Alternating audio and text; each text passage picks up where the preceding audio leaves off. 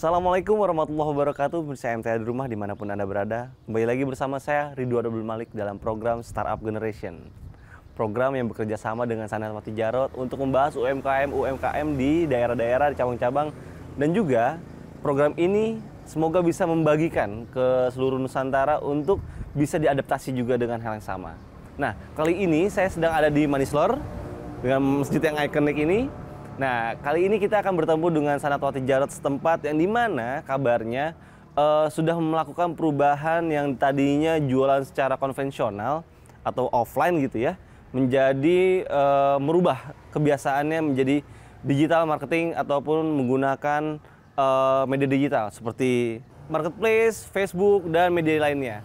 Tentunya jangkauannya sudah lebih jauh lagi, tidak hanya di lokalan di sekitar Kuningan ini. Ingin bertemu dengan beliau? Mari kita panggil Bapak Sukirman. Silakan, Pak. Assalamualaikum. Waalaikumsalam. Gimana kabar? Alhamdulillah. Nah, saya dengan tim MTA ini ingin membahas perjalanan dari Sanatwati Jarot yang tadinya di sini UMKM-nya berjualan secara offline gitu ya, atau lokalan gitu. Nah, gimana tuh kok bisa merubah haluannya menjadi jual online gitu? Oke. Perjalanan UMKM di sini sendiri ya, pelaku usaha UMKM di sini banyak ya, Pak. Terus semuanya hampir memasarkan produknya dengan offline. Pengetahuan tentang online masih belum mumpuni, belum ada lah. Bisa dikatakan belum ada mungkin. Mulai dari saya lupa tahunnya berapa. Nah, kebetulan ada satu program dari Sanatwati Jarot PB tentang pelatihan bisnis online. Kebetulan saya pribadi jadi peserta di situ, dan ada beberapa teman-teman saya yang lain juga di sini. Banyak yang saya pelajari dari teman-teman di kelas PBO ya, saya namakan PBO ya, pelatihan bisnis online ini. Ada seperti yang tadi disampaikan, ada Facebook, Instagram, Marketplace, ada Google. Google Ads-nya ini seperti SEO ya? Search Engine Optimize? Ya, jadi itu SEO itu lebih ke bagaimana kita mau mengoptimalisasi ya, sebuah aplikasi gitu. Jadi kita harus pelajari SEO-nya gitu. Nah, dalam perjalanan ini, sebelumnya memang saya juga saya udah mengikuti, udah mempraktekkan, belum terlalu maksimal, belum terlalu optimal karena tidak ada bimbingan sama sekali. Jadi saya belajar otodidak tuh awal-awalnya. Nah, begitu ada program dari PB, Sanatwati Jarot PB tentang PBO ini, saya mendapatkan mentor yang lumayan, emang benar-benar sangat mumpuni emang di bidangnya, dan langsung saya coba praktekkan. Yang tadinya saya bermain di satu aplikasi saja, ada beberapa aplikasi yang saya pakai. Nah, kalau nggak salah itu saya hitung ada lima platform ya yang saya pakai. Dalam perjalanannya saya menemukan satu passion tersendiri buat saya. Oh, ternyata saya cocoknya di sini nih, di aplikasi ini. Oh, setelah marketnya ketemu ya? Iya, betul. Oh, saya hokinya di sini nih. Pun begitu dengan teman-teman yang lain itu berbeda. Dia hokinya di platform ini, dia hokinya platform ini. Kita jalani terus alhamdulillah sampai saat ini untuk saya pribadi mendapatkan satu nilai tambah di penjualan online ini gitu. Oke. Tadi berarti semua marketnya dihajar ya Pak ya? Kalau misalkan kayak ada Facebook, ada Instagram, ada marketplace seperti yang warna orange dan warna hijau gitu ya. Nah, itu semuanya disasari ke sana semua, nantinya ketemu nature-nya, ketemu marketnya di sebelah mana gitu ya Pak ya? Betul. Saya pribadi seperti itu. Karena gimana ya? Setiap produk memiliki keunikan masing-masing, keunikan tersendiri. Ada yang memang si produk ini memang cocoknya ini di marketplace ini. Terus ada produk ini yang cocoknya dipasarkan di Facebook, di community gitu ya. Ada juga yang cocoknya di Google gitu. Dalam perjalanannya nanti akan ketemu marketnya siapa targetnya kita ini, sebagai penjual eceran atau penjual partai besar, itu akan ketemu dengan sendirinya. Oh, oke. Pengennya sih semua platform pengen berhasil juga, cuman karena SDM saya segini adanya, akhirnya ketika saya menemukan satu platform yang cocok buat saya fokus dulu di satu platform gitu. Yang lainnya bukan berarti diabaikan, cuman karena SDM saya yang kurang mampu untuk mengelola ini. Gitu. Oke, karena overload dari orderannya juga gitu ya? Ya lumayan lah, dikit lah. Tapi Pak Kirman mau nanya, sejauh ini sudah berapa UMKM yang sudah menjalani bisnis digital ini? Kalau dari hitungan kami ya, yang terlihat dan terpantau oleh saya itu kurang lebih 10. Cuman karena usaha digital ini kan tidak terlihat. Iya. Nah, yang terlihat, yang 10 itu yang terlihat gitu. Yes. Dan yang tidak terlihatnya saya belum tahu nih ada berapa. Di skema lagi ya. Betul. Lagi. Karena ada beberapa teman-teman di sini saya lihat sering dia kirim paket. Ini online-nya apa ya? Jadi belum karena terdata. Betul, aktivitas online itu sebenarnya tidak terlihat. Semuanya kan di rumah gitu. Nah, berarti tadi kan ngobrol bisnis online ini tidak terlihat dan almost di rumah. Berarti mereka itu sistemnya pre-order atau emang dia stok atau bagaimana? Nah itu. Karena kan nggak butuh etalase buat display dong, karena online gitu ya. Itulah salah satu kelebihan di perdagangan online itu.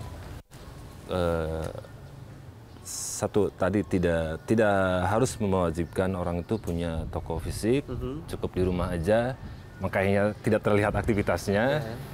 Mengenai stok produknya, dia punya stok produk itu akan lebih baik. Ketika pun produknya memang harus sistem pre-order, produk-produk yang custom gitu, itu kan harus pre-order ya. Ya itu kita bisa setting pre-order gitu.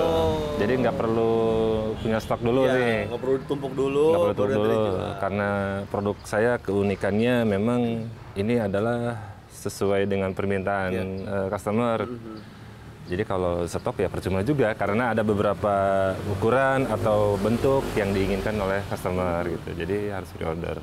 Tapi Pak Kirman, berarti kalau pre-order itu pun harus ada jangka waktu sampai barang itu dikirim dong. Nah kalau kita nunggu terlalu lama kan capek juga gitu. Betul, makanya. Apakah ada tenggat waktunya tuh?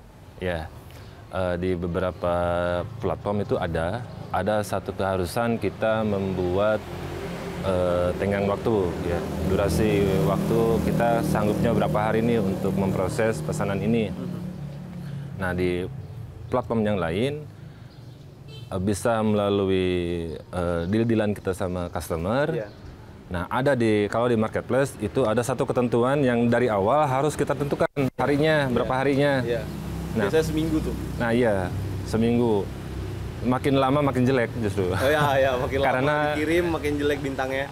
Karena konsumen itu kan namanya konsumennya ada satu sifat, kalau pengen beli meskipun itu pre-order, tetap aja pengen secepatnya dapat barang itu gitu. Nah itu di marketplace, tapi kalau di platform yang lain itu kita bisa deal-dealan juga karena misalkan kuantitinya banyak, kita butuh waktu misalkan 2 minggu, 3 minggu atau 1 minggu gitu. Nah itu di platform yang lain. Jadi ya itulah enaknya perdagangan online ini. Meskipun saya nggak bisa produksi, saya nggak punya gudang, saya nggak punya modal sekalipun, ya. Saya bisa bercerita kalau saya adalah seorang bisnis apa gitu. Iya, saya ada seorang belum tentu ada. Ya betul gitu. Saya bisa menampilkan seorang produsen, tapi padahal yang produsennya bukan saya gitu. Berarti sebagai marketingnya ya. Betul. Gitu. Nah. Tadi kan kalau bicara tentang marketing, kalau Pak Kirman kan membicarakan, keuntungannya besar. Perubahan dari penghasilan dari yang offline menjadi online ini cukup signifikan gitu. Nah, itu kan tadi kata Pak Kirman. Boleh nggak saya ketemu sama produsennya Pak Kirman untuk menanyakan perubahan beliau dari yang tadinya jualan mungkin secara konvensional, setelah menjadi bisnis online nih, perubahannya signifikan nggak? Boleh nggak ketemu dengan mereka? Sangat boleh sekali. Oke, nanti saya boleh ngobrol dengan mereka ya berarti ya untuk boleh. mengulas siapa tahu gitu ya bisnis ini tuh sebenarnya bisa diadaptasi juga di cabang lain atau di daerah lain gitu untuk memulai bisnisnya menjadi online gitu. Oke. Dengan senang hati. Dengan senang hati. Oke. Thank you banget. Jadi kita ke sana sekarang ya. Oke, siap. Oke. Nah, ini tempatnya Kang. Ya, Ini kalau boleh tahu teman atau gimana nih? ini teman. Oh, oke. Kita langsung masuk ke dalam. Oke. Siap. Nah, Kang Hirman, sekarang kita di mana nih? Sekarang kita di rumah teman saya ya, salah satu UMKM di Maisler yang dia juga memasarkan produknya. Awalnya dari offline, nah sekarang beranjak ke online tuh. Oke. Nih dengan Pak siapa Pak? Muhammad Abdullah. Muhammad Abdullah. Boleh ceritain nggak sebelumnya itu sebelum kenal Kang Hirman gitu ya, atau mulai belajar bisnis online, apa aja yang dibuat dan kemana aja pemasarannya? Yang pertama mungkin emang basicnya sebenarnya istri yang menguasai konveksi itu. Terus kemudian di pusat itu ada pelatihan yang namanya pelatihan bisnis online. Nah dari situ saya mulai ikut gabung dan sampai ke rumah langsung saya terapin sedikit demi sedikit. Dan alhamdulillah setelah pertamanya sih dari Google, terusnya mulai datang dari Bekasi, terusnya dari Jakarta, ya dari Kuningan, Cirebon dan lain-lain lah. Nah itu orderannya itu request baju satuan, kodian atau gimana tuh? Awalnya sih satuan, tapi karena emang mungkin udah cocok, terusnya repeat order dari kodian, terus jadi bertambah ya sampai sekarang. Oh, berarti bajunya pun bisa di custom gitu ya? Iya, kalau model ukuran itu sesuai dari sana kita yang ngerjain. Kalau kita bikin sampel dulu cocok, kita produksi massal paling. Oke. Untuk pakaiannya sendiri untuk pria wanita atau wanita saja atau gimana? Kebanyakan sih dari wanita, gamis, hijab. Oke. Terus ada orderan lain nggak selain jahitan atau apa gitu? Ya kebetulan sih nyambi-nyambi undangan online, percetakan gitu ya. Oke. Nah, tadi mau nanya, pemasarannya ketika offline itu apa? Buka ruko kah atau punya warung kecil atau gimana dulu? Ya dulu emang kita dari sini, dari rumah. Dulu awalnya cuma satu mesin jahit sama mesin obras. Tapi begitu karena orderan banyak, jadi ya alhamdulillah mesin juga bertambah. Terus malah kita sempat ngerjain beberapa orang sekitar dan juga ada beberapa orang gair lah yang ikut gabung ke konveksi. Bantu jahit gitu ya? Bantu, kalau yang gair itu bantu jahit sama ini pasang kancing. Pasang kancing. Nah, tadi dari orderan dari rumah dan hanya orang-orang sekitar gitu ya yang apa namanya memesan bajunya. Sekarang sudah melalui media online dan tadi dikatakan dari Bekasi, Jakarta. Yang paling jauh mana?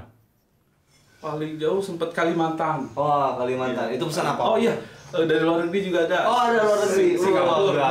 Iya. Dulu Singapura, cuman karena emang kendala biaya, jadi biaya biaya produksinya sama jadi nggak memungkinkan gitu kan. Jadi ya, terpaksa belum sempat. Paling sempat ngirim sampel lah beberapa sih. Oh, jadi cuma ngirim sampel, nggak sampai deal untuk yang besarnya, partai besarnya belum.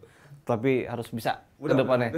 Tapi gini, tadi pun saya nanya sama Kang Hirman tuh, berpengaruh banget ya ketika dari konvensional menjadi online. Nah, menurut Kang Abdullah, ngaruh banget nggak sih? Kalau saya kira dari perjalanan ya, awalnya kan emang dari rumahan kecil. Saya iseng nyobain praktek dari PBU itu, terus awalnya iseng Google, terus Instagram dan lain-lain. Tapi karena emang pengaruhnya juga banyak, yang saya kira sangat signifikan lah dari perubahannya gitu kan. Awalnya kan cuma sekitar doang, terus kan bisa keluar kota aja kan, alhamdulillah gitu kan. Tadi ambil ke Singapura. Tapi gini, tadi kan di dari Google, websitenya di Google, terus juga Instagram. Tapi marketplace kayak si oranye dan si hijau juga ikutin juga? Kalau itu sih masih dalam percetakan. Kalau dari segi konveksi soalnya Customize ya? Iya, jadi agak susah gitu kan. Karena dari jumlahnya, gitu. iya. Jadi hitung-hitungannya tuh agak susah. Oke. Paling kalau udah ada stok, paling kita ada stok baru upload. Oke. Berarti memang signifikan banget ya diharapkan pemirsa MTA di rumah yang juga masih konvensional nih bisnisnya udah mulailah kita beranjak ke bisnis online gitu. Digunakan fitur-fiturnya semuanya. Kang Irman, kita udah ke konveksi. Selanjutnya dari sini kita kemana lagi? Apa yang sudah dibina lagi? Oke, selanjutnya kita akan menuju satu UMKM yang masih di Maslor. Ini lebih ke arah apa ya? Teknik atau apa ya? Memproduksi kayak rak pot bunga atau rak-rak gitu ya? Iya. Yang dari besi lah, yang dari kerajinan las itulah. Jadi dia basicnya las ya? Oke. Jauh nggak dari sini? Dekat. Oke, kalau gitu kita kesana langsung. Cus, oke. Kang Abdullah, jasa semua ya? Oke, Kak Iwan, sekarang kita sudah ada di salah satu tempat website lagi nih yang di Maslor. Yang produksinya lebih ke arah teknik pembuatan apa ya? Ya seperti yang di belakang lah. Gini. Oh ini ya, kayak pot gantung gitu terus. Oh lebih ke besi ya? Betul. Jadi dari bahan bakunya semua dari besi, ditempa, dilas, menjadi sebuah produk. Ada yang untuk pot, ada pot untuk gitu ya? furniture kecil. Nah ini semua juga dipasarkan pure online nih kalau ini. Oh ini 100% online? 100% online. Tidak ada lagi apa namanya workshop toko gitu-gitu enggak ya Kang ya? Nggak ada sama sekali. Nah, ini kebetulan yang mengelola ini, produksi ini adalah teman saya sendiri, sudah di sini juga. Oke. Nah, Mungkin bisa dikenalkan ke pemirsa MTA Kang. Ya. Nama saya Anto Handa dari Jabar 10. Ya, pekerjaan saya berkreasi membuat pajangan-pajangan pot dengan bahan dari Besi. sama holo. Besi, holo dan kayu lah ya? Ya, ya. Oke, nah Kang, tadi kan ngobrol ini udah 100% apa namanya online gitu ya. Memang sebelumnya offline atau gimana tuh Kang? Enggak, dari mulai buka ini udah memenuhi untuk online gitu. Oke. Pure online. Pure online. Kenapa? Kok memilih kayak pot kayak gini? Apa memang ada banyak permintaan kah? Atau memang idenya ini dulu terus baru dipasarkan atau gimana? Sama karena kita punya pasar dulu gitu kan. Banyak peminat gitu kan. Dengan apa? Di-upload di apa? Digital marketing gitu kan. Banyak peminat akhirnya kita bisa apa? Dari mulai satu berkembang terus dari bisa bikin dengan berbagai macam Jenis model gitu. Oke. Selain besi-besi ini ada lagi nggak Kang? banyak, cuman Modelnya yang kira-kira jumlah model yang pernah dibuat itu lebih lah, dari sekitar 30-an lah. 30 30 jenis model. Kalau ini kan yang sudah siap display, yang siap akan dijual gitu kan. Karena itu tadi, jadi karena pasarnya minta, jadi akangnya nyetok dulu, baru dikirim atau mereka minta baru dibikin? Jadi ada order gitu kan, baru kita bikin. Jadi sesuai order. Oh. Jadi tapi kalau pertama kita belajar ya bikin sendiri gitu kan. Buat stok gitu kan kita belajar dulu bikin satu. Udah gitu kan dikirim real fix kan. Nah, begitu order baru kita bikin satu-satu. Nggak ada apa namanya? Nggak ada istilahnya disimpan dulu nggak ada. Oh, nggak ada. Berarti mereka minta baru dibikinkan. Nah, ngomong-ngomong, belajar di mana bikin kayak begini bagus-bagus banget soalnya. Belajar dari inilah dari YouTube gitu kan, belajar kelasnya. Cuman dulu pernah melihat orang kelas belajar gitu kan sedikit-sedikit. Akhirnya ya mungkin aplikasinya aja yang beda gitu kan. Oh, oke. Aplikasinya sekarang malah buat hiasan pajangan gitu ya, Kang. Kalau dulu kan saya ngeliat ke body gitu. Las body gitu. Las body gitu ya. Kang, tadi saya nanya juga sama apa namanya yang bisnis online lainnya gitu. Memang signifikan ya kalau misalnya dari online ini? Lumayan, alhamdulillah sih.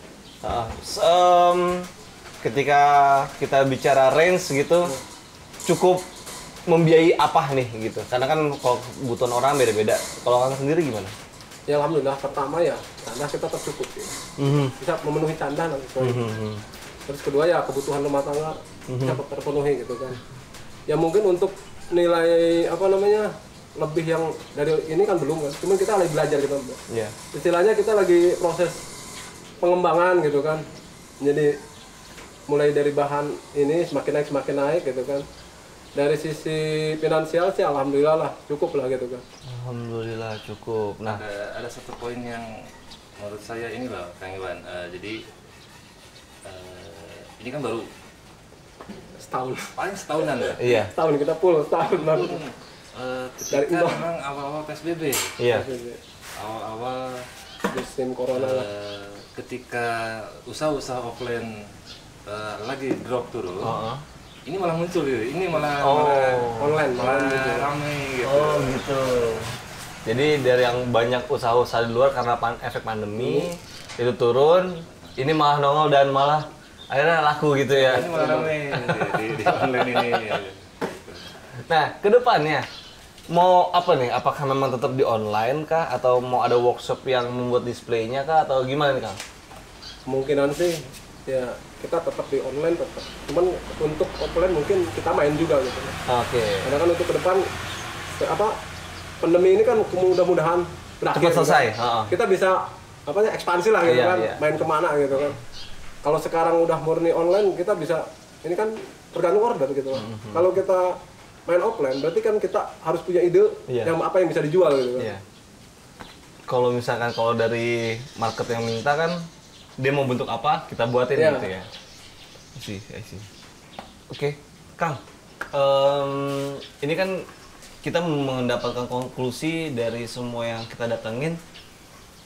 Ternyata efek mengadaptasi bisnis online ini menjadi lebih baik gitu ya.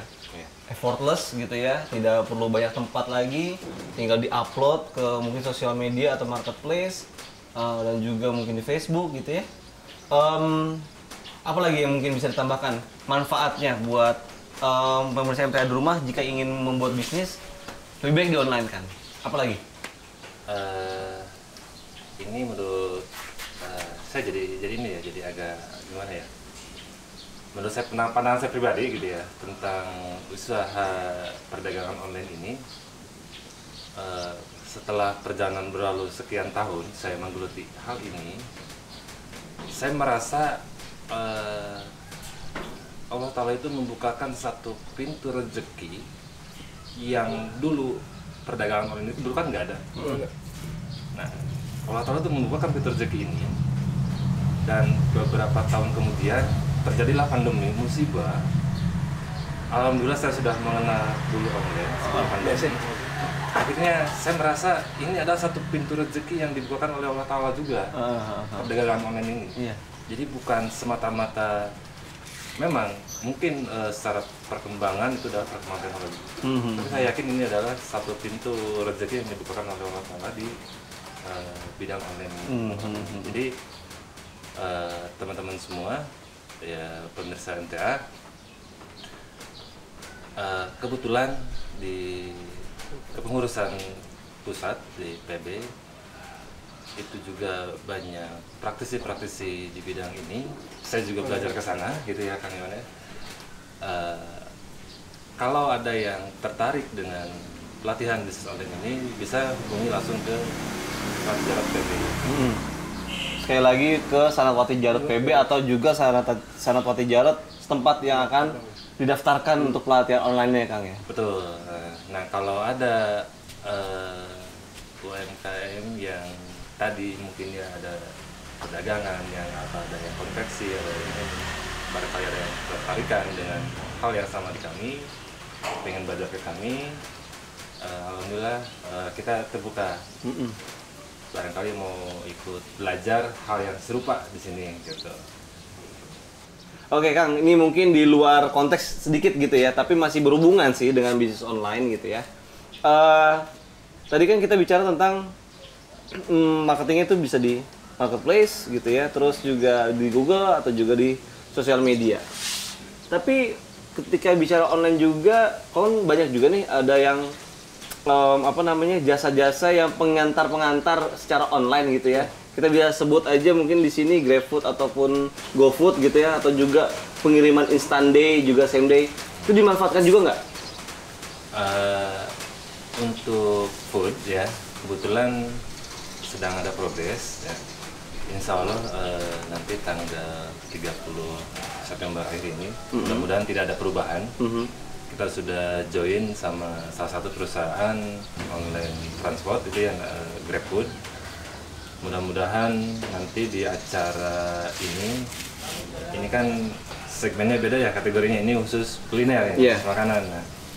Nah, jadi orang-orang yang punya usaha kuliner makanan di Manislor untuk bisa dia mengonlinekan juga di aplikasi GrabFood, karena GrabFood dan nanti ada lagi GoFood, itu dua aplikasi sudah sangat familiar sekali, sudah sangat ramai dipakai. Nggak usah keluar rumah bisa jajan. Nah, seperti itu. Nah, mudah-mudahan bisa berjalan beriringan dengan online yang sedang berjalan ini. Nah, yang segmen yang kategori kuliner juga bisa berjalan di online-nya. Oh, berarti sudah mulai memanfaatkan ke arah situ ya? Betul. Tapi untuk kuliner sendiri di Manislor ini banyak yang UMKM-nya? Sangat banyak. Gitu. Oh, sangat banyak. Nah, cuman itu karena semuanya masih offline pemasarannya. Untuk yang online belum terlihat lah. Oke. Semoga dengan rencana ini bisa nge-boosting ya, kayak yang lainnya gitu ya Pak ya. Amin, mudah-mudahan. Amin. Demikian pemirsa MTA di rumah dimanapun Anda berada, pembicaraan saya dengan Sanatwati Jarot daerah Manislor dan juga pengrajin besi di Manislor ini.